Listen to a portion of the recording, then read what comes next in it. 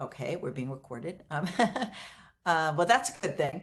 Uh, so the bill would close the gap and require that all public bodies broadcast meetings to the extent practicable, and those with regularly updated websites and high-speed internet would stream the meetings in real time. So only if they have the capacity, they really would be required to. But in these days, especially with COVID, there's been so much um, change and expectation on the part of the public that I think at this point we really need to encourage this behavior going forward.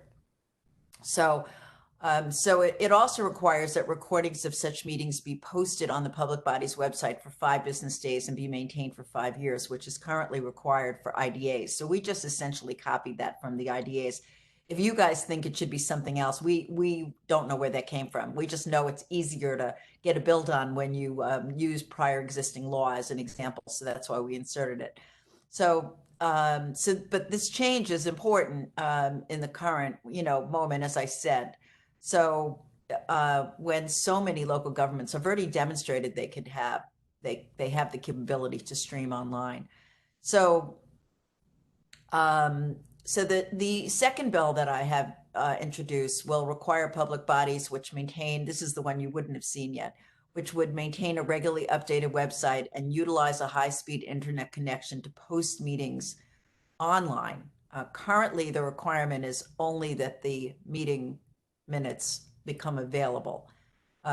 We thought that, again, if they have the internet capacity, the website capacity, that these should be available to the public in an easier manner. And since they're required already to have them in 14 days, there was no reason why they can't just put them on the same website. They're putting other things.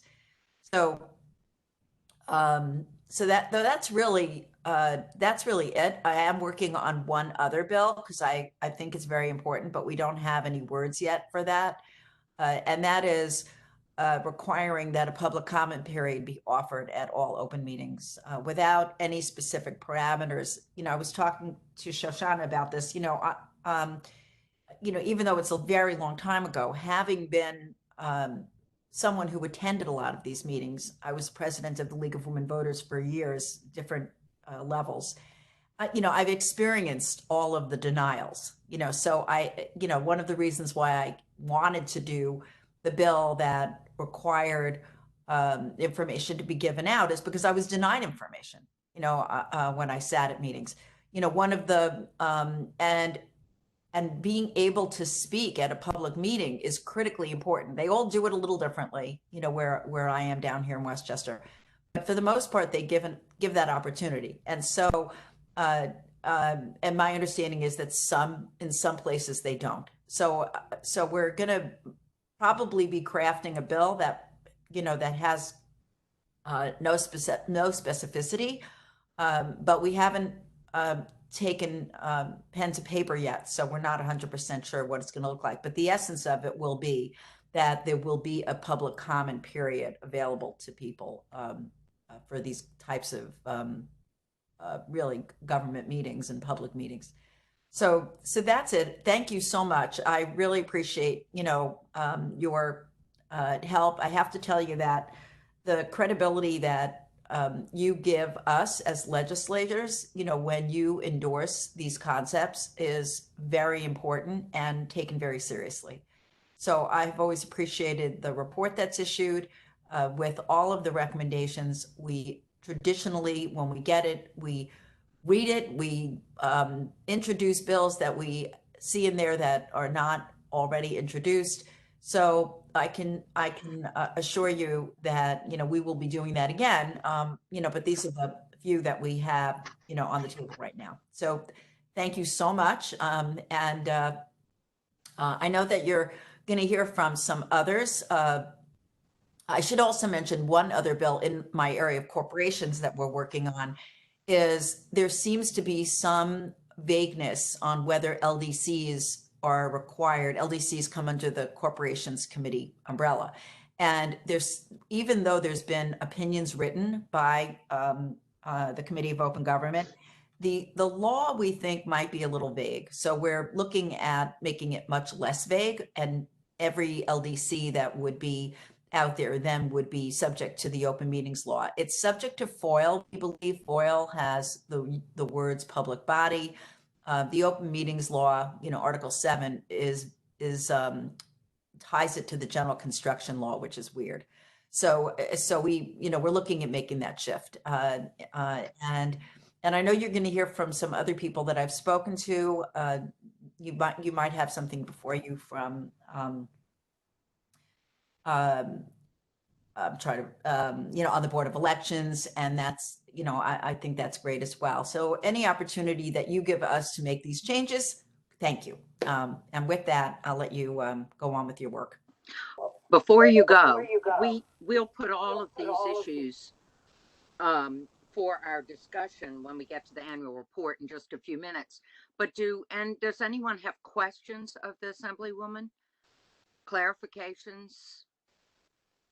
While she's here, this is your chance. Hello. Who is this? Okay. Joe Kissel. Can you hear me? Yep.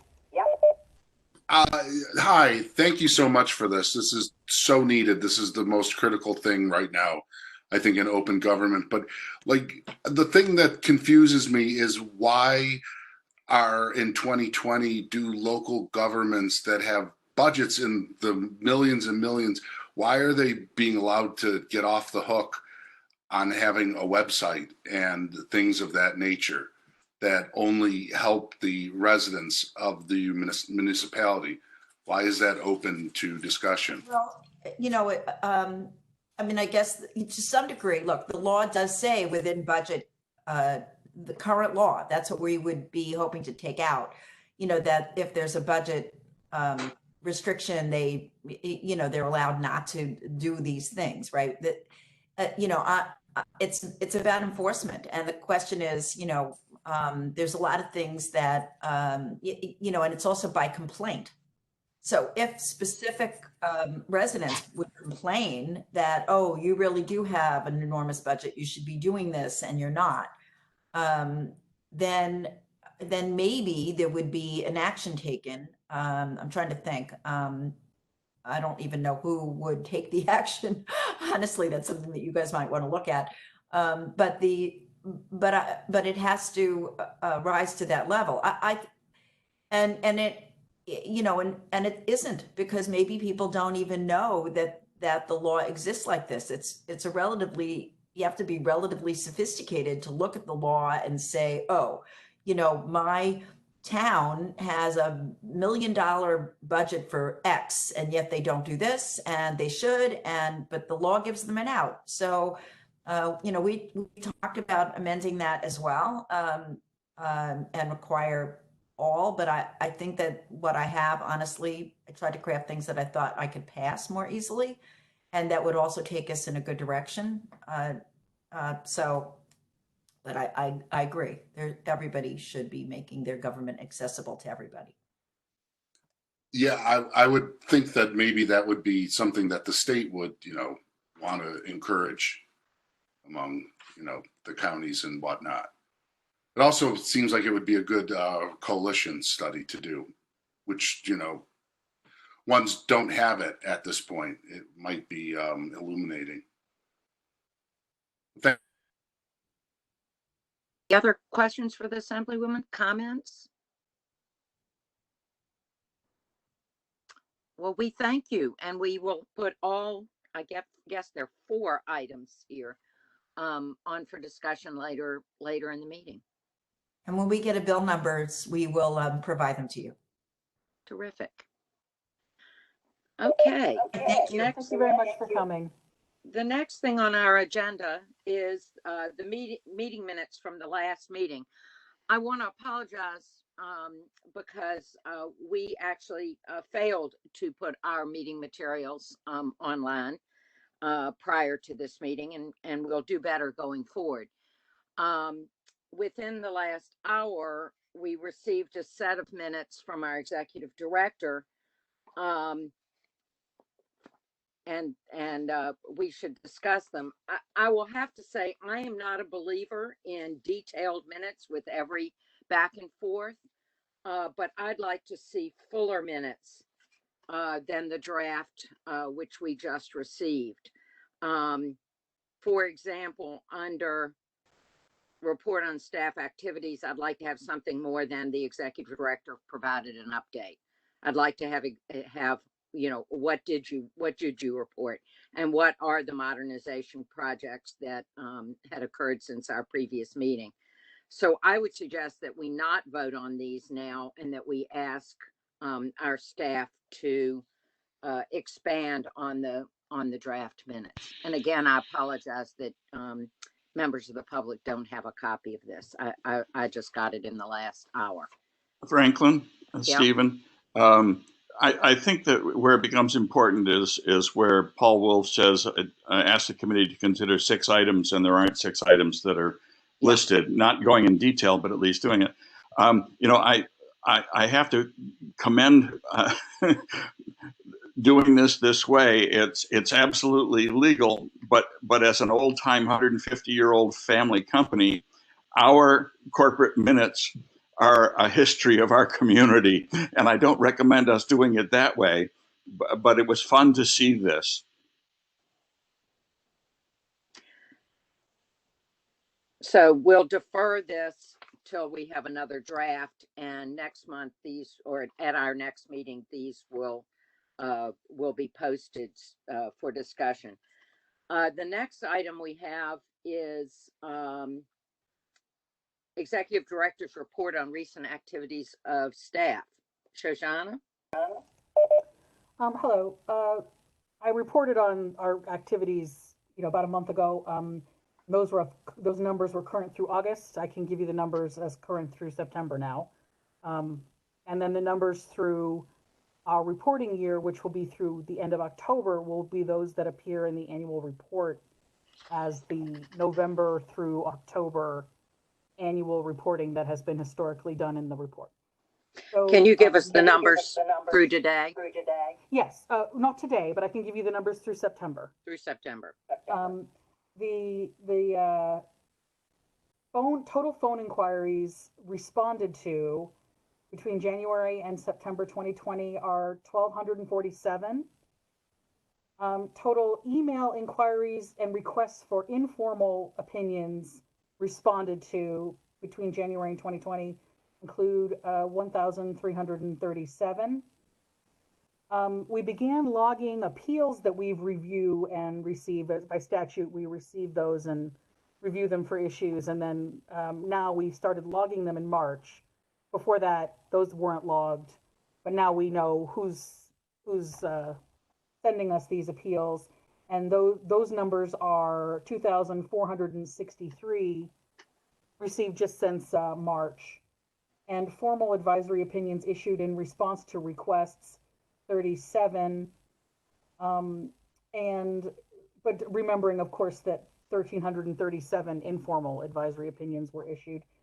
Presentations and training events completed in response to requests were 11.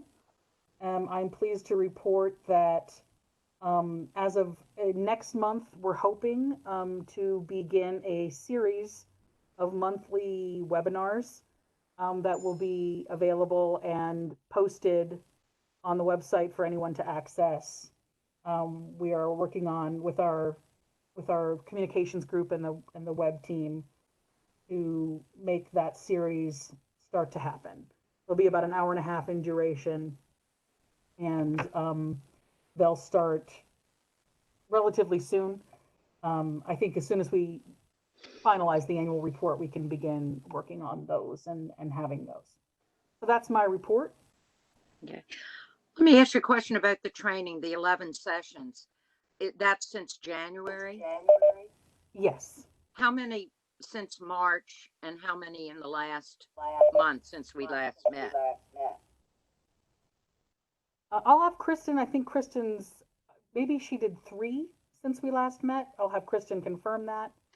And then since March, it's definitely been slower than it normally is because people are haven't been asking for as many, but that's why we decided to start the proactive trainings that would just happen and people can tune in, and we'll try to publicize those on our website and through other methods of connecting with people who have reached out in the past and other groups like NICOM. But Kristen, why don't you fill in the blanks if you can? Sure. The easiest way for me to do this is just to take a peek at my calendar for the past month or so. Let's see. So we're looking starting, say, in September.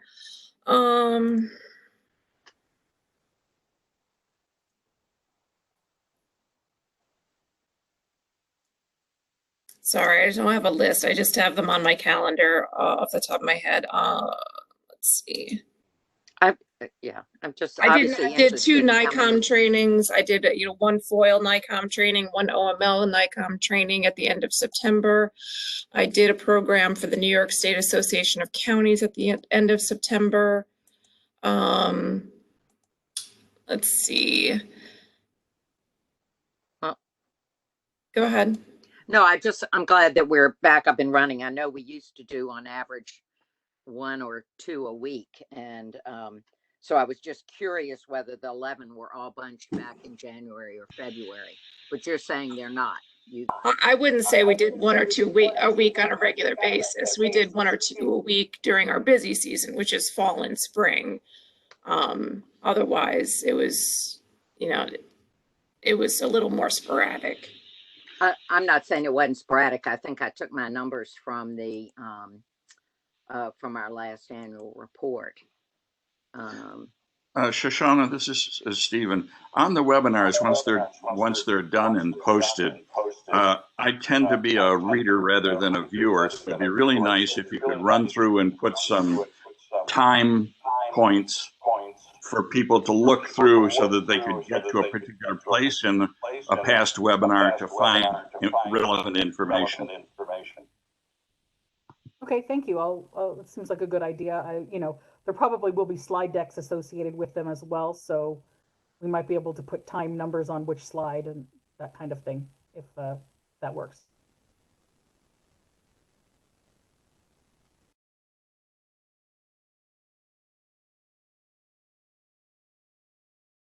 Okay, guys, annual report.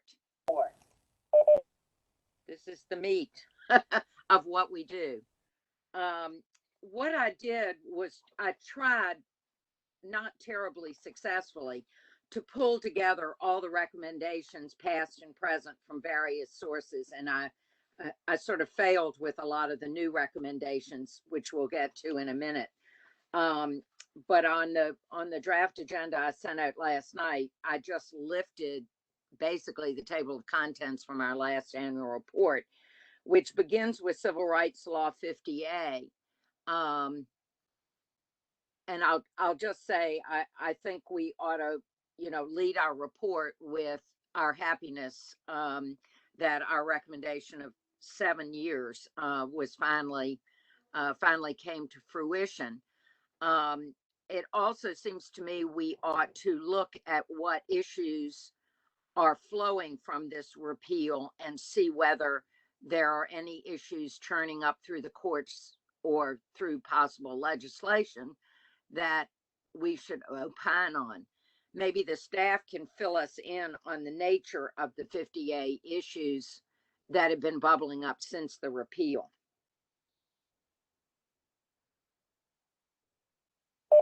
Sure.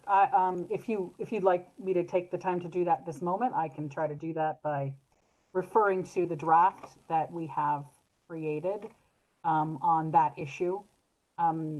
As you know, we discussed this particular piece last time we met, and so this is a part of the report that's already been worked on. Give me a minute and I will try to. If you could just briefly spot for us what the issues are. Yeah, I'm going to do that, but I'll make reference to the specifics that I have in the report that I've created. This is the draft report? Yep, the draft. That's correct. So what we did was, of course, talk about the fact that the FOIL was amended in connection with the repeal of 50A. I mean, 50A was repealed, that's true. but what actually happened was that the FOIL was amended, and that's really very relevant for us.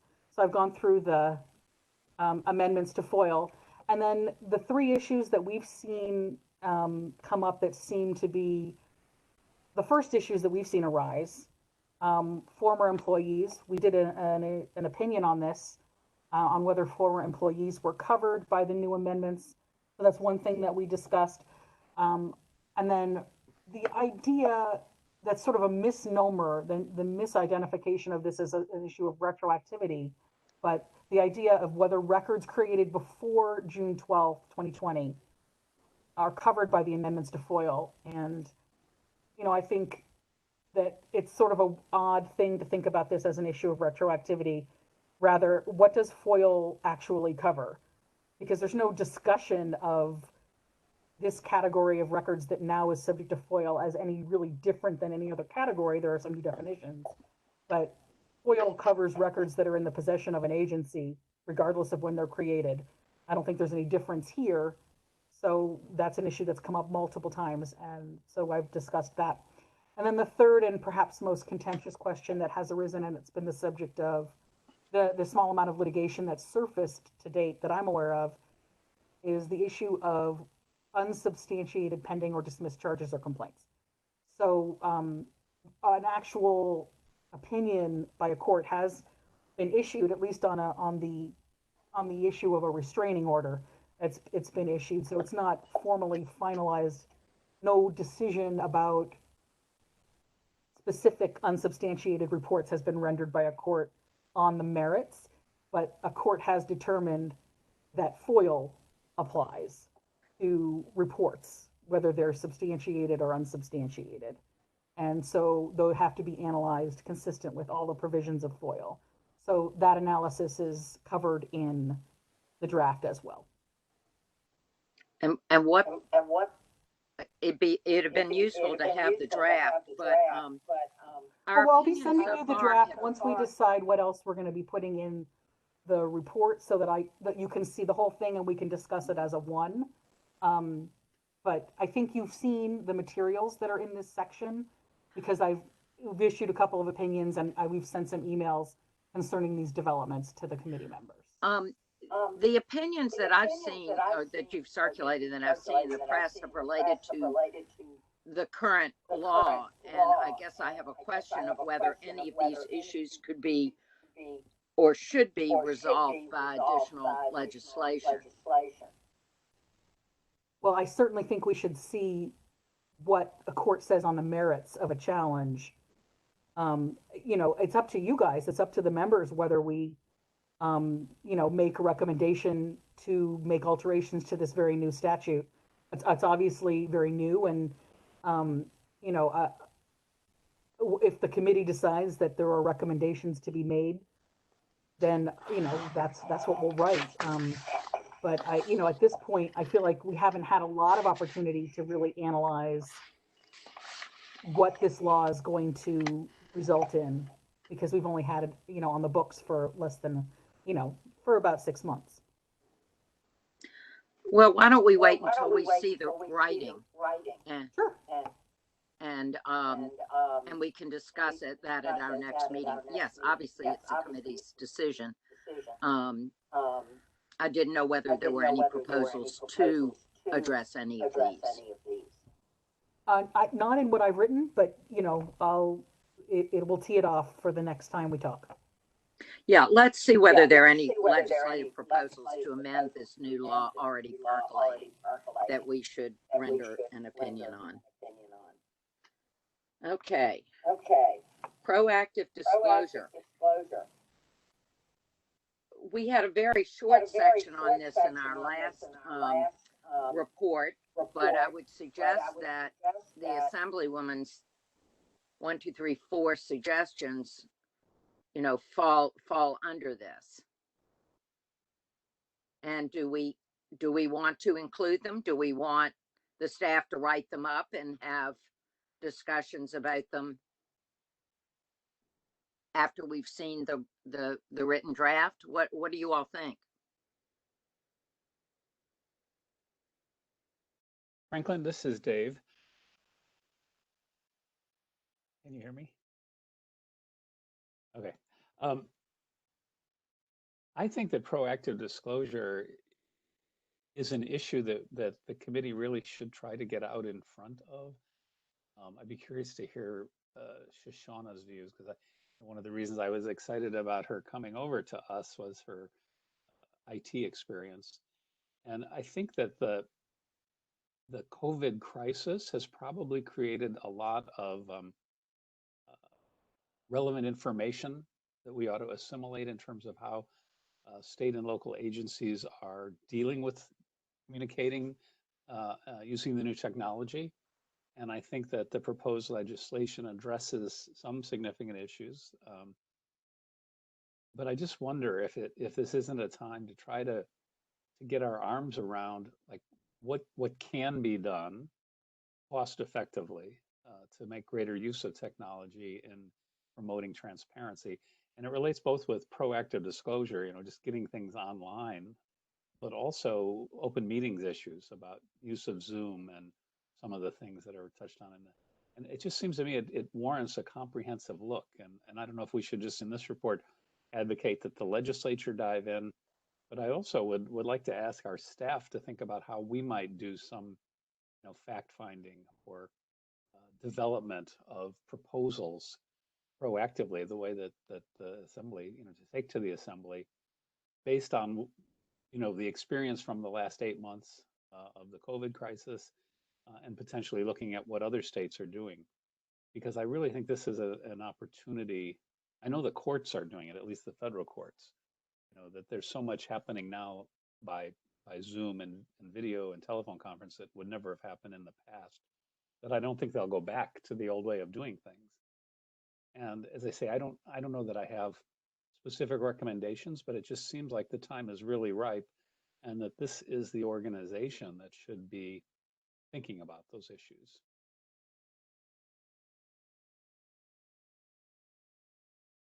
What also falls under this umbrella are the recommendations from reInvent Albany, which I apologize, I didn't send out again last night, but it's a 2-page document that includes a lot more proactive recommendations, including the MTA, including open government, FOIL, all of which seem like they fall within our bailiwick. And maybe together they represent the comprehensive kind of thing that Dave is recommending.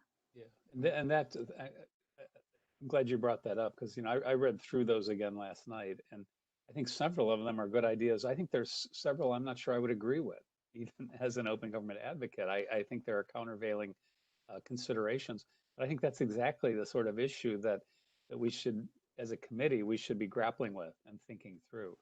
And I think that means we need to have some preparation. Hopefully, that the staff can feed us some facts and a structure of a meeting where we can understand what the issues are, what the potential is, and where we might go. But I think their checklist is a really interesting place to start. But David, this is Stephen. Could you email us the ones you disagree with?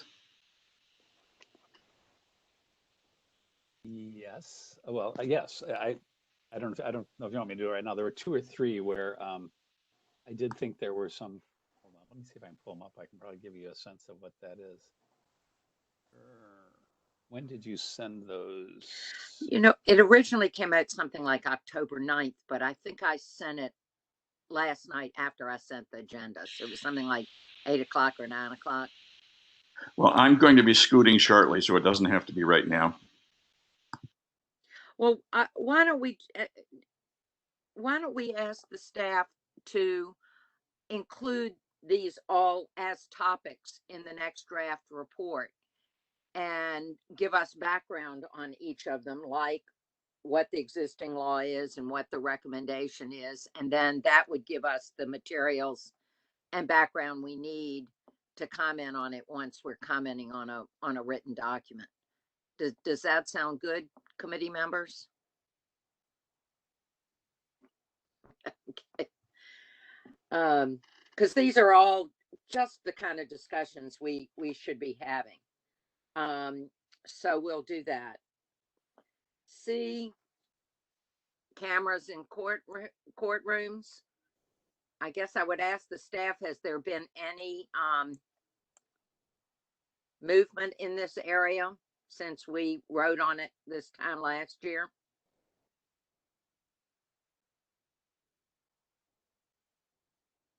Yes? I don't believe so, no. No. You're right.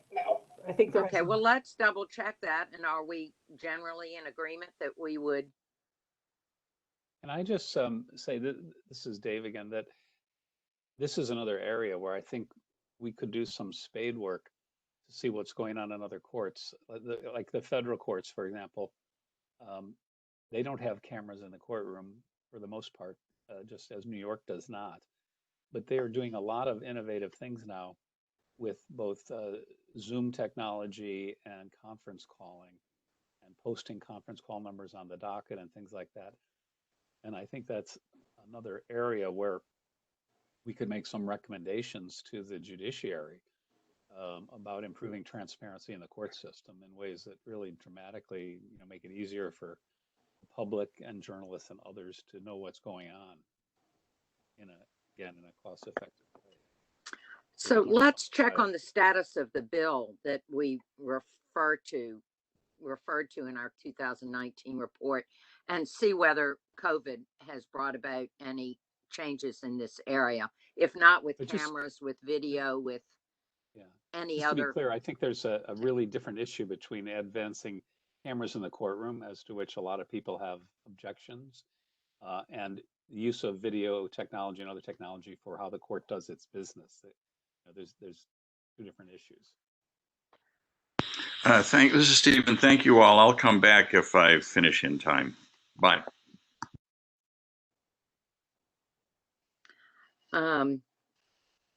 Okay, so let's beef that up and do a little research into where we stand on that. Government created entities should be subject to FOIL. I think that basically relates to, at least in part, the issue raised by the Assemblywoman on, what entities are covered.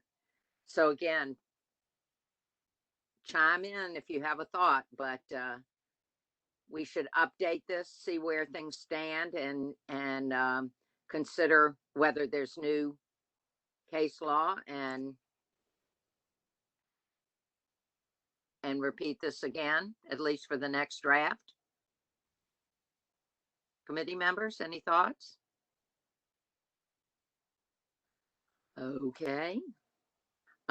E, bring JCOPE within the coverage of FOIL in the open meetings law. We've been recommending this forever. Let's update the bill and see if there's been any movement in that area, if the staff would do that. Any comments from committee members on this? Okay. We'll reserve discussion of that for next time. Franklin, just to Yeah. let you know, we sent around a document to committee members that reflected a sort of update on the legislative histories of these things. So these questions are sort of the current bill statuses for these things are in that document. Well, I requested that document, and then when I got it, it was a little hard to track without having a chart of bill numbers and the like. So let's. Okay, I just thought we did it by bill number with a summary and then the actual list of actions. So let's put that. Let's do a new draft of this section that includes that, so that everybody can look at it in one place. Well, certainly that's underway. That those bill statuses are reflected in the updated. You'll remember from last two meetings, I mentioned that we were updating the legal aspects of our report and other things, and that's the work that's been done. That's great. That's great. All right, F, clarifying amendments. I think we basically have the same thing. What has happened with these recommendations?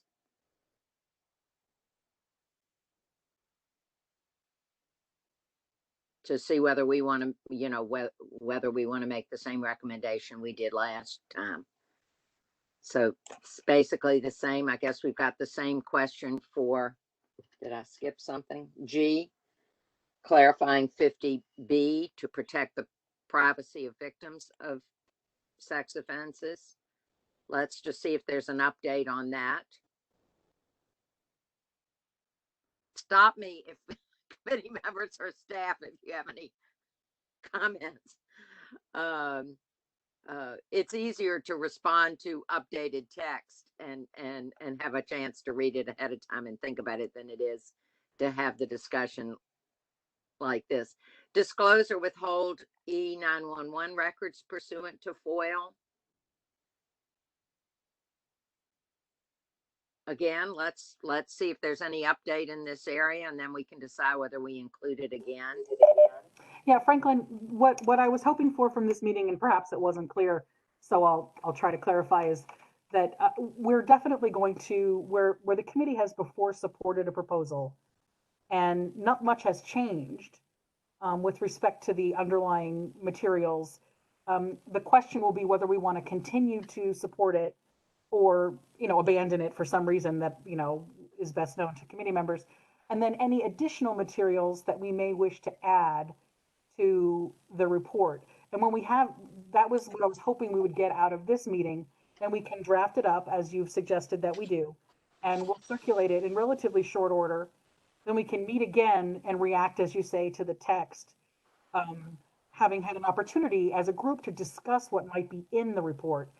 That may not be how the reports were drafted in the past, but what I wanted to do was to collaborate with everyone before we circulated a draft that may include stuff that really nobody was interested in, maybe except me, which is not relevant because, I'm not a vote. I'm going to try to help you guys understand to the extent I can the material that we're interested in and can form a part of the report.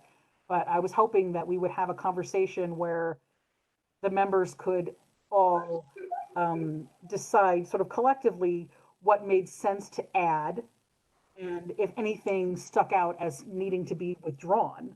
And then I could create a document that everyone could react to. Well, I couldn't agree with you more. And if you look at the agenda, that's exactly what we're working our way toward. But I think it's helpful to look at our recommendations, at our prior recommendations, before we consider new ones, because there is in fact some overlap between the two. And we have I agree. I just meant to the extent that we're trying to decide whether to re-up our previous recommendations, and that there's any kind of confusion about what the status is of these things. I was hoping that we'll definitely be able to clarify all of that. And that's my goal, I guess, as well as yours, just trying to make sure that we get to the new stuff as well. That's exactly my goal. The last two items were amending FOIL to create a presumption of access to records of the state legislature and dealing with lawsuits by commercial entities to block disclosure. So that recaps our old issues. The staff is going to provide us with updates on all those. And then once we've got writing, we can decide whether we want to jettison them or keep them or modify them. Can I just put my little 2 cents in here? I mean, you're talking about, once you review writing, the writing's really not going to change. It's this, the writing is what we've proposed, what's been included in the reports in the past. It's just a matter of whether this is something the committee, the issues that have been supported in past reports, the question is, does the committee want to continue to support them or not? The writing isn't going to change. So to that extent, you have the writing in front of you because you have past reports in front of you. And the question is, are these things you want to continue to support or not?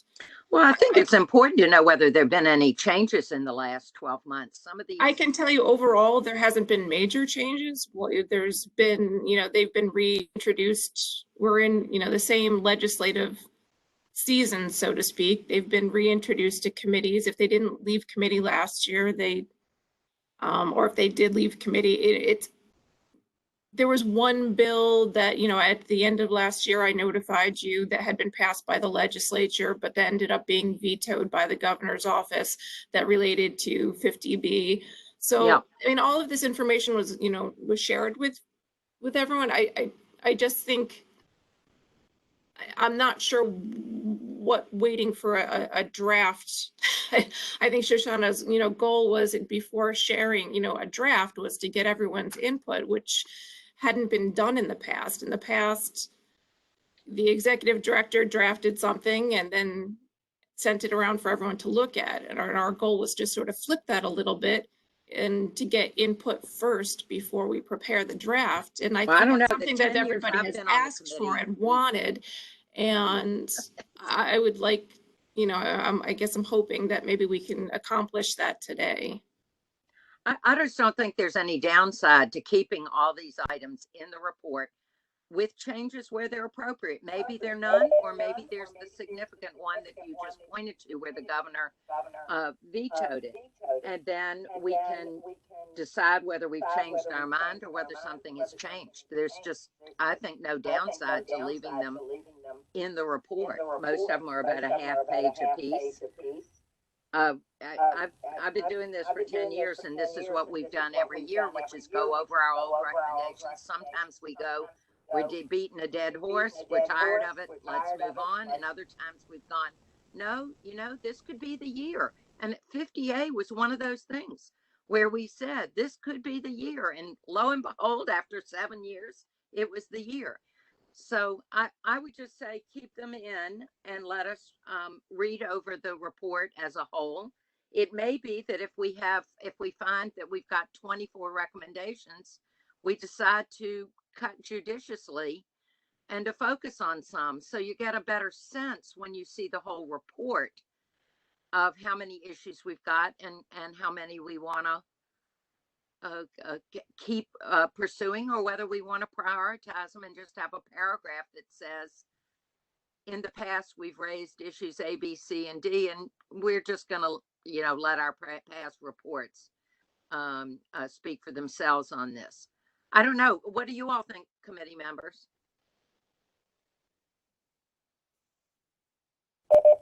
Well, I'm not a committee member, but I agree with that.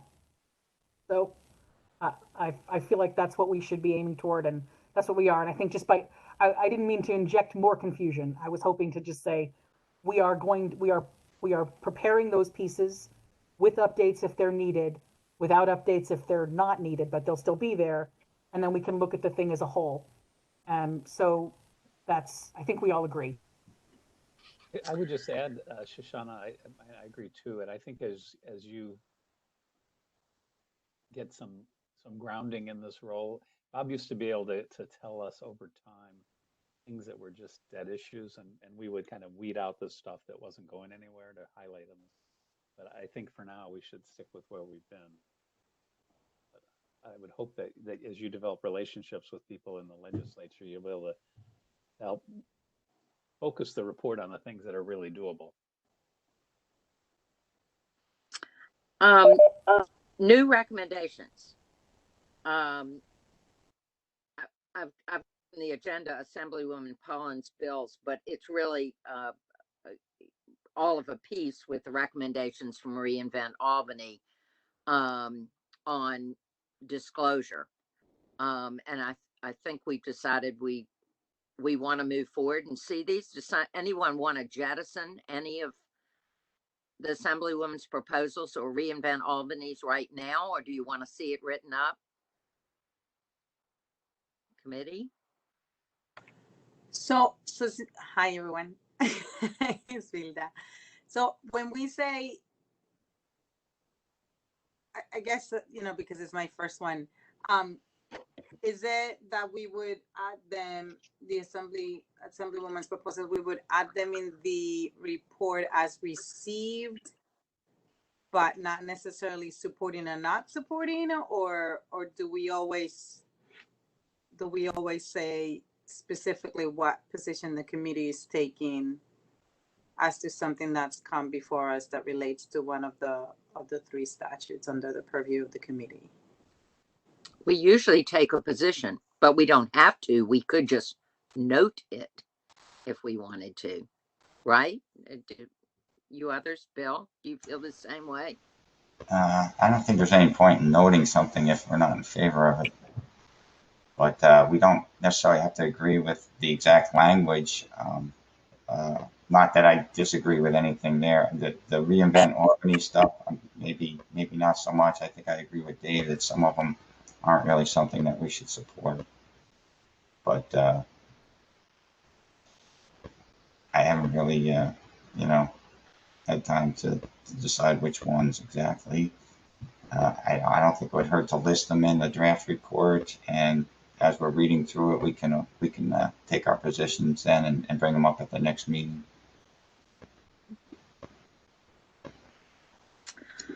There are two other issues that were raised, and again, let's see. One was annual financial disclosure forms by local elected officials. I've forgotten who made this recommendation, but that seems to be something we should consider. And actually, there are three things. I'll just list them because they're not necessarily on the agenda. The disclosure of annual financial disclosure forms by local elected officials, modification to education law, and the recommendation was that evaluations of the data used to evaluate teachers or educational staff, I guess, be disclosed. And the third was COVID disclosure. Which has been criticized that the underlying data has not been made available. So we can discuss those in seriatim. I just wanted to get them all out on the table. The first was the annual financial disclosure forms. I've forgotten whose recommendation that was. It might have been Reinvent Albany's. I'm not sure. I think it was Paul Wolf, but that was just. Well, why don't we can let Paul address that. Dave, do you have a thought? No, I do, but I'd be happy to hear from Paul first. Paul, are you with us? Yes, I am. You want to speak to this issue? Sure. So right now, the law that's in effect is a general municipal law, requires government officials, we're talking specifically elected officials in municipalities with a population of 50,000 or more must file an annual disclosure form. The state legislature, under a different law, state elected officials file a disclosure form as well. The interesting thing is the disclosure forms for every state elected official are posted online on the JCOPE website. So anyone can go and look at their senator, assembly members, the governor's financial disclosure form. The same is not true for local government officials. There's no mandate that their reports have to be posted online.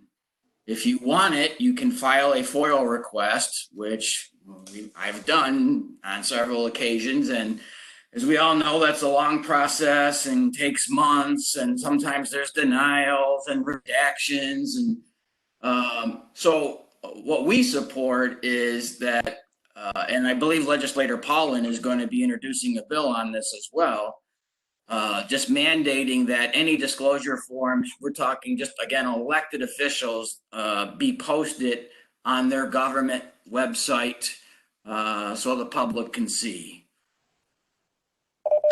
Committee Seems to fall discussion? into a category of proactive disclosure then, right, Paul? Yes. Committee discussion, or do you want to wait to see it written up? Bill, Joel? I think it's definitely worth including, but I would like to see what the write-up's going to be ultimately. As long as it's limited to elected officials, I mean, rank and file state employees like me don't really, need to have their financial disclosure statement put out there online every day for no reason. Yeah, I agree. I think I'd like to see it written up too, just to understand the nuances or why, you know what I mean. I like words. Paul, if you've got any of this written up, you might send it to Shoshana and Kristen so that they've got a place to start for the existing law, and you may have already done this. I got a stack of materials here, but if you could do that, that would be great. Then the education law, I can't recall who raised this. Was this another one from you, Paul? No, this was actually something that a constituent correspondent with the committee had raised. Yes. And we did discuss it a little bit in substance at the last meeting. And then I followed it up with a recommendation to the members. I don't know, Franklin, you may not have received it. It was later on the day of the same meeting. And it basically, what it did was it basically described that I think that the correspondent may have been confused a little bit about what laws would apply, because there was a suggestion that something was absolutely not going to be provided when it could. So I'm happy to be wrong, but I would refer people to that discussion that I sent in writing as sort of how I would write it up, which is sort of a non-support. I did read it, and my question, I guess, is there a recommendation for a change in law, and is there a recommendation for legislation that we might like to make? Because basically, school teachers are the only employees whose evaluations and the underlying data is not disclosed, according to that inquiry. And I don't know how I feel about that, but I thought it was worth discussing whether there's a proposal there or whether it's something we don't care about, not don't care about, but don't want to address. I guess I think that maybe I was not clear in my write-up, but I think that these are actually covered. It's a codification really of 87.2G. It's just specifically called out in the education law where other categories of records are subject to 87.2G. So too are these. They're just identified as the fact that their opinions is just called out in the law. Yeah, I thought Shoshana's analysis was right on point, and we don't really need to get involved with this. Yeah, this Okay. is Dave. I I also, didn't mean to suggest that I thought our analysis was wrong under current law. My question was, are we interested in getting into recommending a legislative change here? And I don't have an opinion on it. I'm just raising it. I don't think anything's necessary, because the way the law is, as she says, the outcome would be exactly what the person's looking for, I think. Okay. I agree with that. After reading Shoshana's write-up, I thought this was an issue we really shouldn't wade into. That I think I don't disagree with where the law has things. Okay, last item is COVID data. And there have been some write-ups on this, and this issue is extending to today. I mean, there are complaints even in this morning's emails that I received that the city and state were not disclosing underlying health data to let the press and others understand what's going on. And I don't know that we have a proposal, and I don't know how we fix it, but it is sort of open government in some senses at its worst. That this is important life-changing data that's simply not being disclosed, or that's being disclosed piecemeal.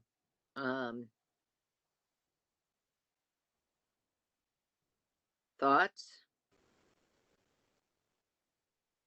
One question I would have, Franklin, is whether we know if anyone submitted a FOIL request for data that was declined. Yeah. Because that would raise questions to me. But otherwise, objecting to the way the governor's office was releasing things is really a question of proactive disclosure.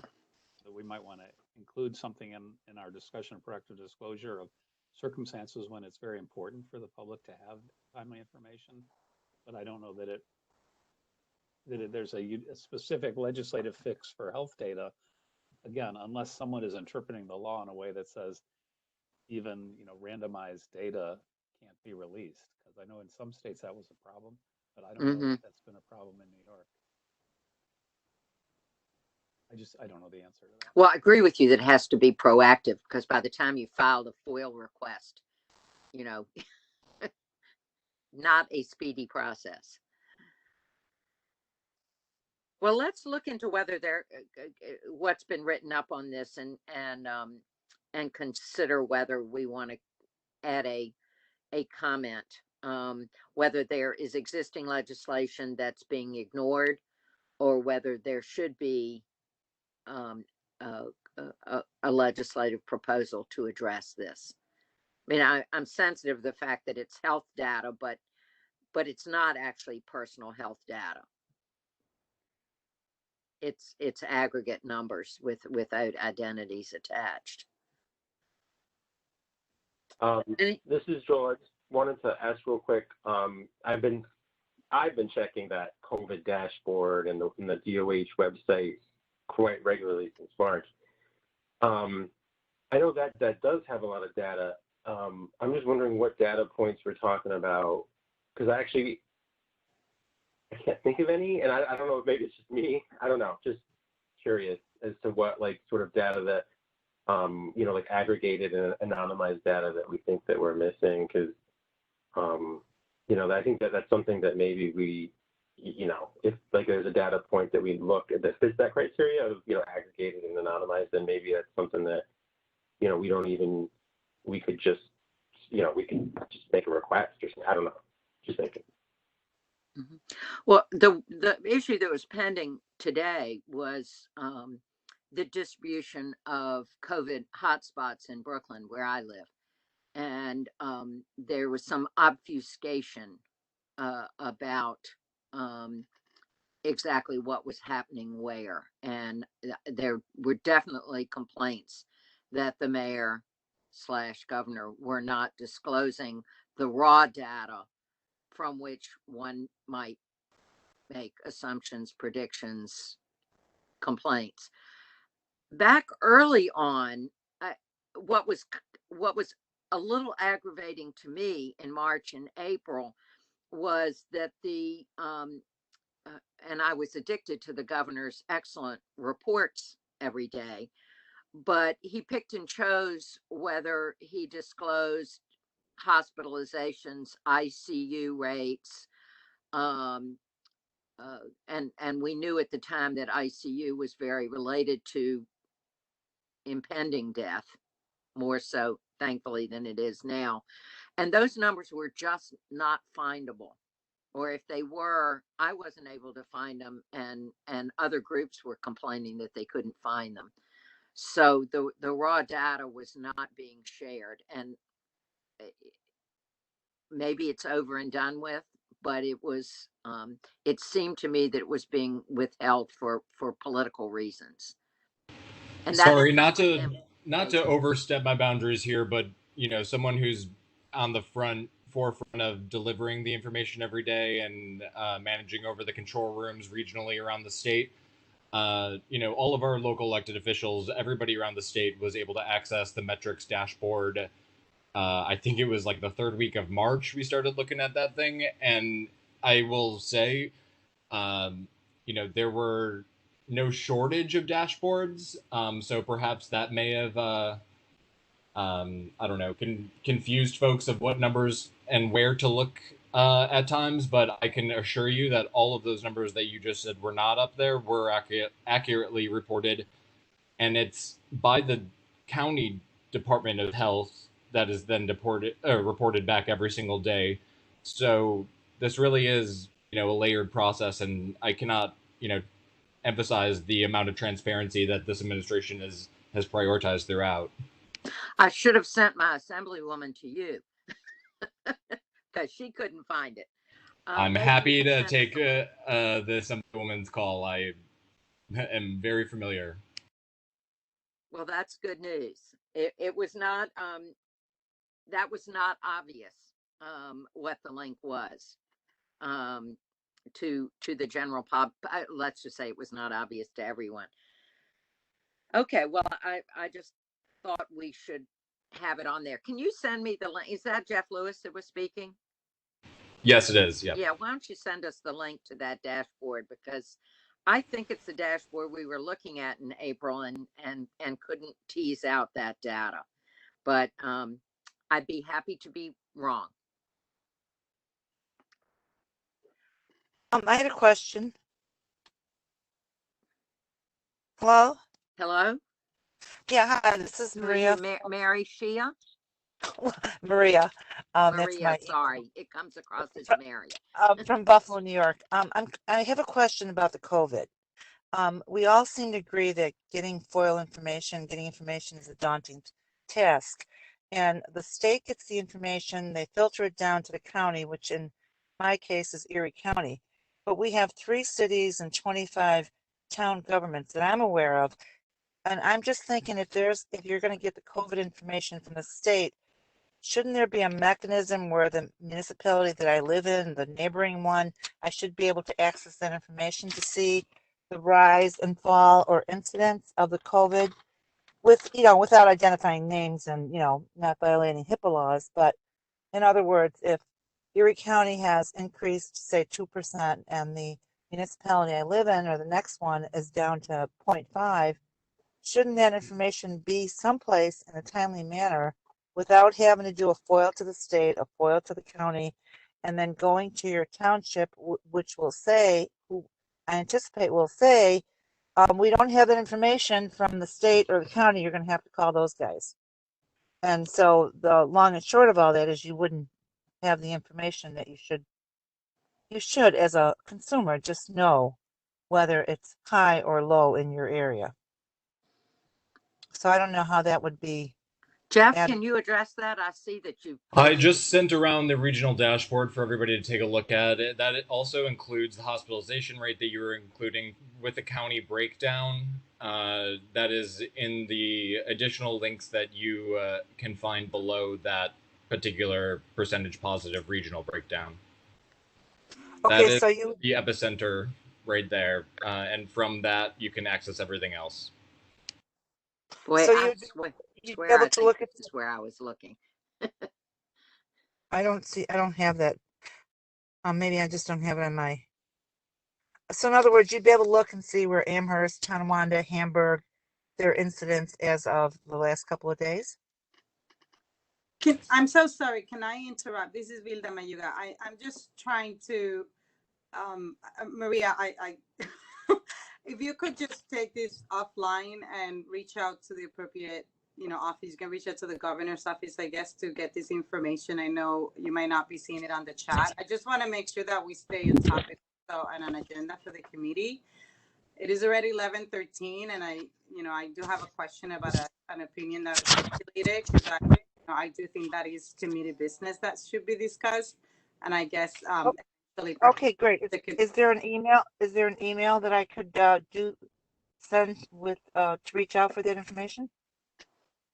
I would just go to the governor's website, the DOH. But Jeff, if you know it off the top of your head, I just don't think that this is the forum for this type of question to ask. Yeah, I just circulated the link around, so if Candace and or somebody else from the committee could circulate that or email it to the wider group, that would be appreciated. Okay, Terrific. thank you. Okay, new business or other business, Vilda, you obviously have something. We're just about at the end.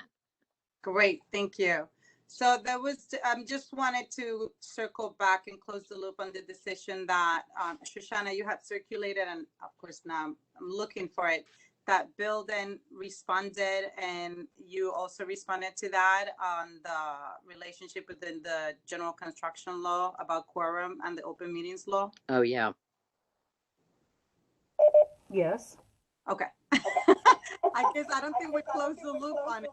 So I wanted to see if are we voting on it? Are we discussing it? No, we issued the opinion.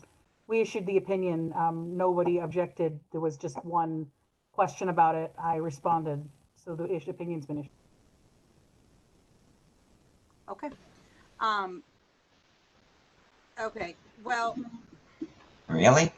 I didn't agree with I mean, I guess once Bill raised an objection basically with it, I thought that was then gonna be open for discussion. So I guess moving forward, if we could just agree to the process that once somebody raises a question, the final decision is not made until we either meet or we have in writing, if, you know, we need to do it by email, I guess. Agree that that's the route, because I just simply, you know, put it on hold until this meeting to then discuss it, since it's just easier to have a conversation about issues rather than going back and forth on emails.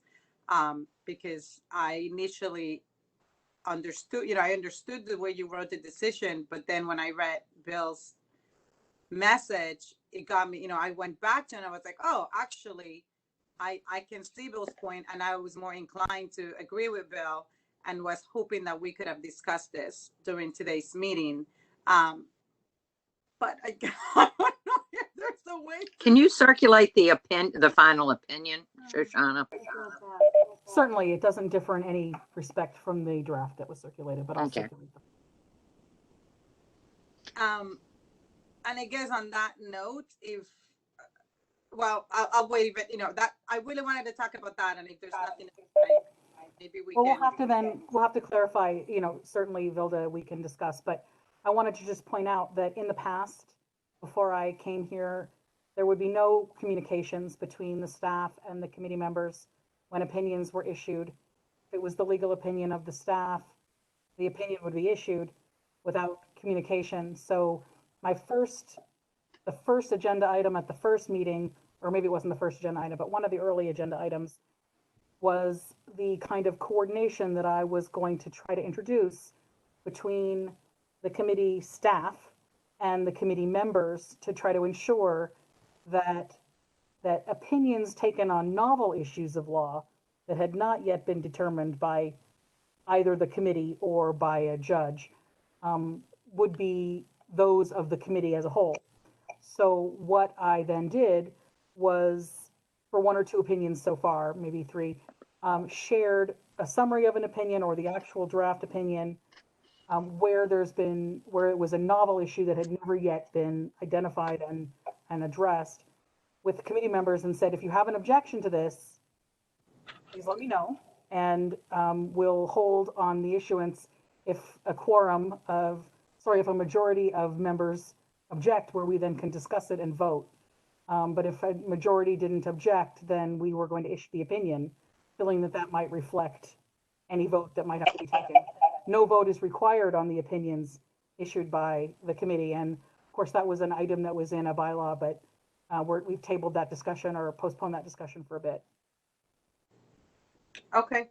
I guess I don't have the benefit of whatever was been done before, not having really experienced it. And I know that there was, you know, an attempt to perhaps reduce to writing some processes. And perhaps we can do a little bit of I don't, you know, I'm not married to any particular format of where we kind of, you know, lay down what the process should be, but I guess I would like to, if there's a written document that I can refer to, you know, as I get ready for meetings, I make sure that I'm giving obviously this community attention that I think I give to the rest of my job, my work, especially since I'm a designee. And I'm not here to express my opinion, but obviously representing the Secretary of State. So I guess I want to understand so that if I need to speak up within a particular time frame, I don't want to miss that vote to raise an issue that then we're going to be married to, I guess, for lack of a better term in my mind right now, in terms of tying the committee to any particular opinion that's issued.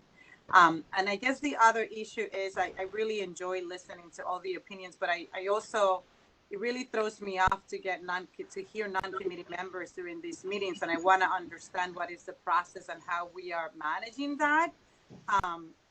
Because, you know, it was hopeful to know that Assemblymember Pauling was going to speak. So I was a kid, and I know you see kind of the bills and all of that.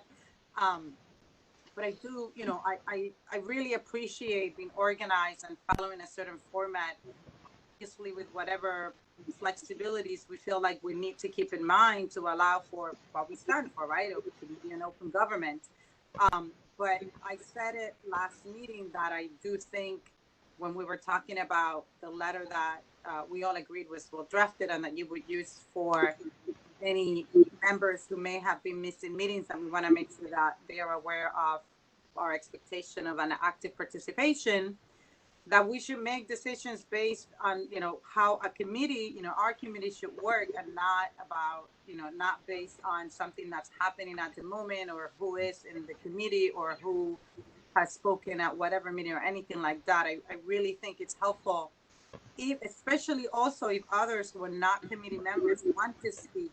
I think it would be helpful for them to understand how do they do that, as opposed to just joining a meeting and talking. It's just helpful. It's organized, and it allows for, I think, the proper discussion and listening to whatever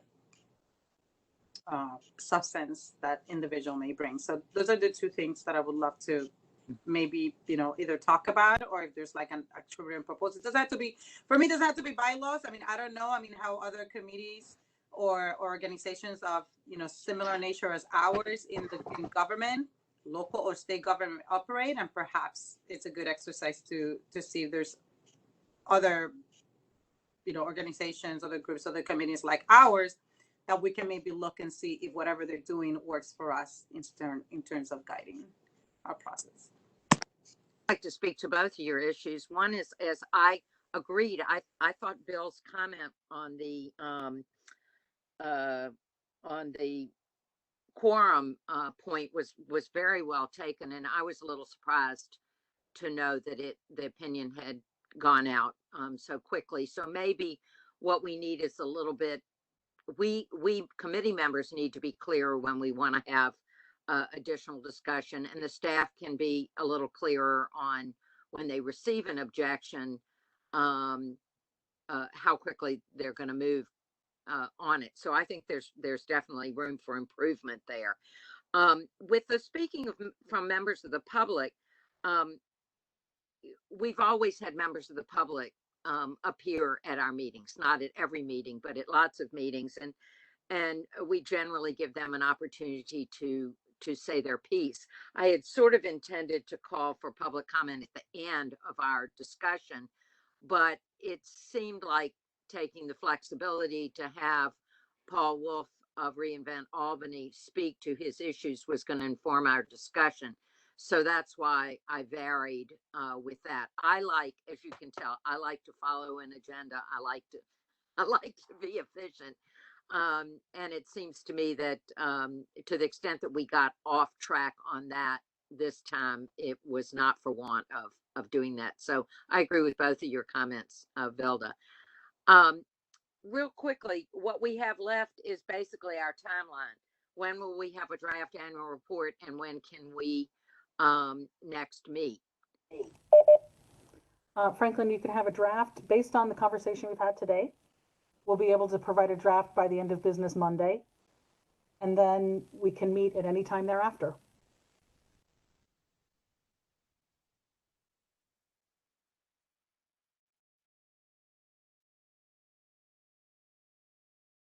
You're muted, Frank. I was going to say, we'll ask Candace to poll us all for maybe not next week, but the week after. I don't know whether I don't know what that gets into, but she will do her thing and poll us for available dates. Anything else? Well, sorry, I wasn't satisfied with the answer to my points. I guess I understand the informal process we have right now, but if I could, I don't know, obviously there's more of, the committee members, but could we please have staff look into what other similar bodies like ours follow and see if we can just have a better sense of process. Again, it doesn't, I remember the bylaws discussion. It doesn't necessarily have to be bylaws. I get what you said, Franklin. I don't know. I can't. It's just too loose for me to just have open and this thing, because if more people want to come, I want to be also give whoever, if that's what we want to do, if allow people to speak, then fine. But like it'll be nice to like an order and like a time limit that sure we can also be flexible with, depending on how many people are signed up and how long we've gone on the meeting and what's the time allocated. So I wanna keep all of that in mind. I don't want it to be like, oh, today it worked, but then next time it wouldn't. I think if we have a little bit more set up model, that would be helpful. And then if we can also, so that's one. Can we please have staff look into process that maybe others have followed, that we could consider? And then the other piece is, can we agree, Shoshana, that if there's an opinion that somebody does raise a comment, that you don't issue the opinion until, I guess if you're gonna do that, maybe perhaps just be clear about it in your email so that we can be quick to raise our hand if we want it a little time. Sure, Bilda, I can do that. I want to point out again that the circumstances in which I would coordinate an opinion like that would be one, they're very limited, where it's a novel issue that's never been looked at before and there's no court guidance. So had been my agreement in the beginning, or my change to prior procedure that happened before I got here.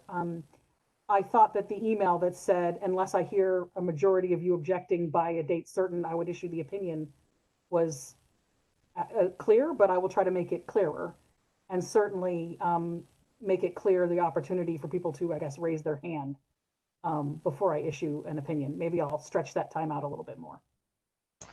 Yeah, I think Normally people are looking to get their opinions, pretty quickly, and we've been very good in the past with respecting people's timelines to hear from us. I think the fact that we started a bit of a dialogue made people think that it was going to continue and overrid the prior instruction of, the time limit.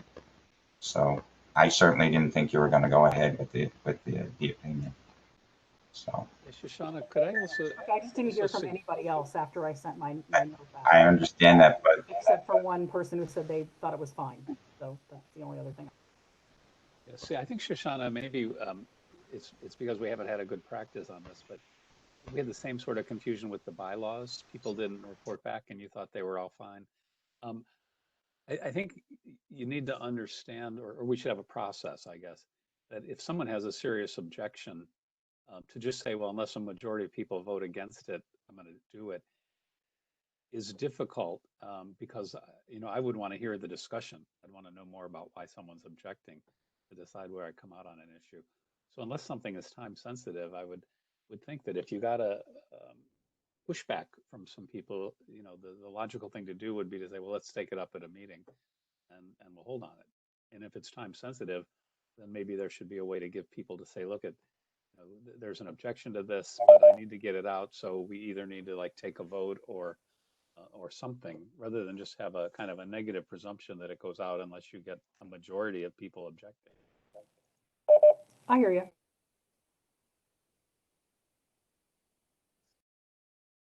I'd also, just to respond to Velda's, we do have Robert's Rules of Order.